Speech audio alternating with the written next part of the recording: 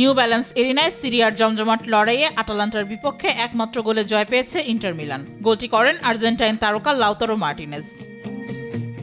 এই জয়ে এসি মিলানকে পেছনে ফেরে আবারও টেবিলের শীর্ষে উঠল ক্রিশ্চিয়ান চিভুর দল। ১৬ ম্যাচে ইন্টারের পয়েন্ট ৩৬, সমান ম্যাচে ৩৫ পয়েন্ট নিয়ে ২-এ এসি মিলান, মাত্র ১ পয়েন্ট কম নিয়ে ৩-এ নাপোলি, আর ১৭ ম্যাচে ৩২ পয়েন্ট নিয়ে ৪-এ জুভেন্টাস। সিরিয়ার আরেক ম্যাচে দাপুটে জয় পেল নাপোলি। রোজকার সাধারণ খাবার এখন হবে অসাধারণ। প্রাণ স্বাদের মশলা, স্বাদ বাড়ায়, ঘ্রাণ ছড়ায়। ক্রোমোনেসের বিপক্ষে গাসমুস হয়লুন্দের দুর্দান্ত জোড়া গোলে জুভেন্টাসকে পেছনে ফেলে এগিয়ে গেল অ্যান্তোনিও কন্তের দল। লিগের গত রাউন্ডে উদিনেসের মাঠে হেরে যাওয়া নাপোলি ৩ দিন পরই ঘুরে দাঁড়ায় দুর্দান্তভাবে। ইতালিয়ান সুপার কাপে সেমিফাইনালে এসি মিলান ও ফাইনালে বোলোনিয়াকে হারিয়ে শিরোপা জয়ের আনন্দে কাটায় বড়দিনের ছুটি।